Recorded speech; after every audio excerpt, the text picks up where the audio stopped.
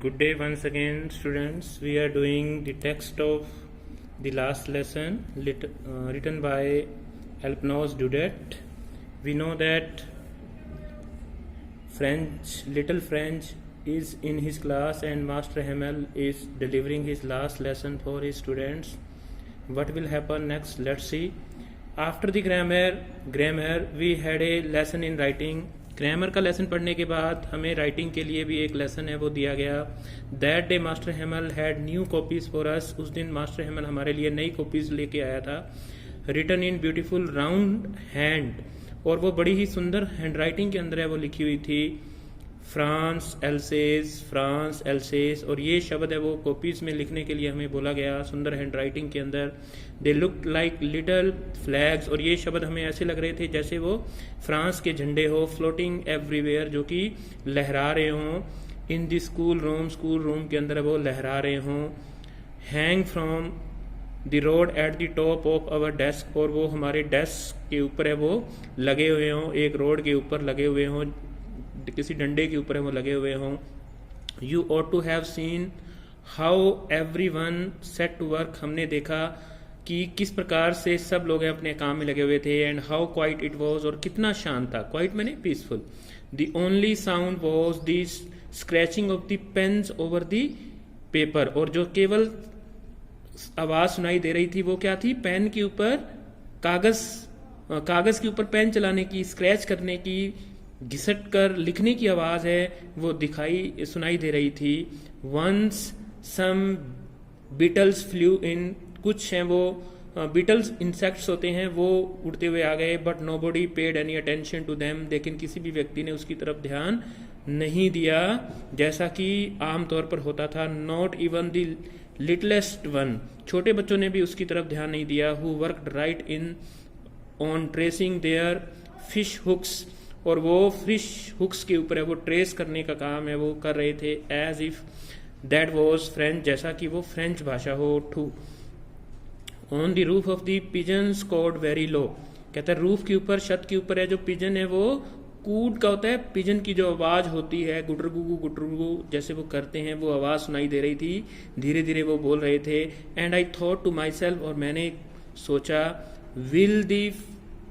Will they make them sing in German even the pigeons, क्या German लोग हैं वो यहाँ के जो कबूतर हैं उनको भी, उनके ऊपर भी जर्मन भाषा है वो थोपेंगे, उनको भी अब जर्मन भाषा के अंदर है वो बोलना पड़ेगा. यानी कि यहाँ पर फ्रेंच है वो जर्मन लोगों का एक प्रकार से मजाक उड़ाना चाह रहा है कि कोई भी पशु पक्षी है वो अपनी ही भाषा बोलेगा, चाहे किसी भी हुकूमत के अंदर उनको जीना क्यों ना पड़ जाए.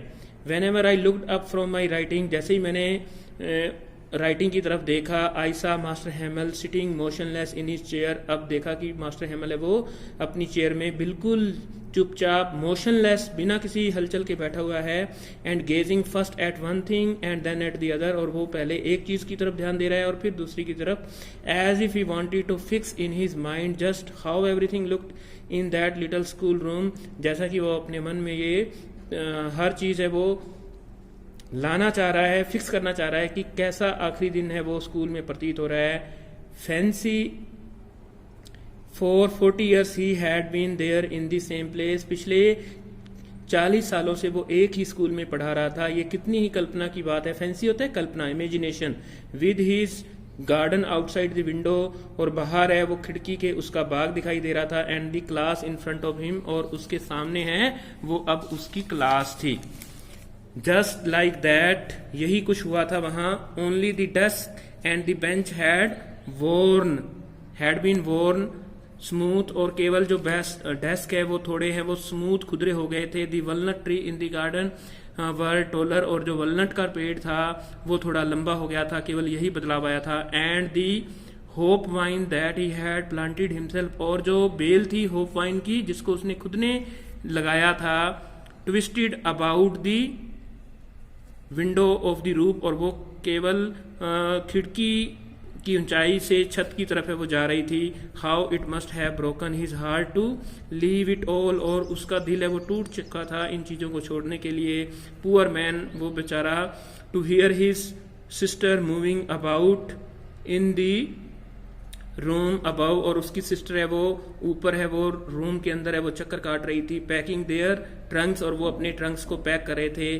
For they must leave the country next day, क्योंकि अगले ही दिन उनको देश छोड़ करके जाना था। But he had the courage to hear every lesson to the very last, लेकिन उसके अंदर इतनी हिम्मत थी कि वो हर लेसन को आखिर तक सुन सकता था।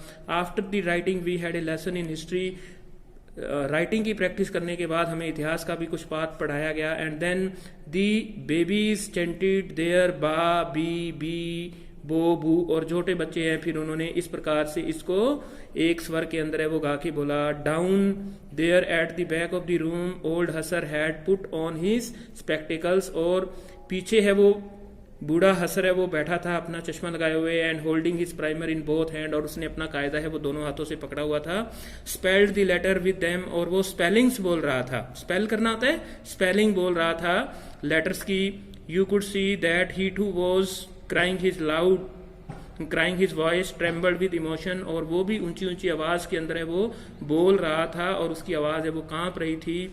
And it was so funny to hear him that we all wanted to laugh and cry, और इतना ज्यादा क्योंकि वो बूढ़ा था, बूढ़ा व्यक्ति है जब बच्चे की तरह से बोलता है तो उसको देख करके हंसी आती है। उसको देखकर सब लोग हंस रहे थे।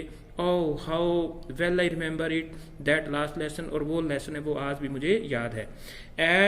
All at once the church clock struck 12, इसी बीच है घंटी है वो बज जाती है, 12 बजे की घंटी बज जाती है गिरजाघर के अंदर, चर्च के अंदर। एंड देन दी एंगलस, उसके बाद में एंगलस होता है। And at the same moment the trumpet of the Prussian returning from drill sounded under our window, और इसी दौरान जो पर्सियन सोल्जर्स हैं उनका जो बिगुल है वो बज जाता है। ट्रुम्पेट्स होते हैं आवाज, उनकी आवाज गूंजने लग जाती है हमारी खिड़की के पास। Master Hamel stood up, master Hamel उठता है।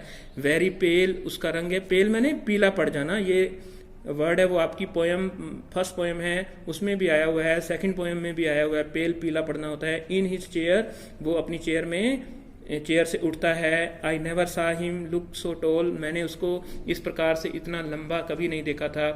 My friends he sad I but something choked him, उसने कहने की कुछ कोशिश की कि दोस्तों, लेकिन वो अटक जाता है। चौक होता है अटक जाना।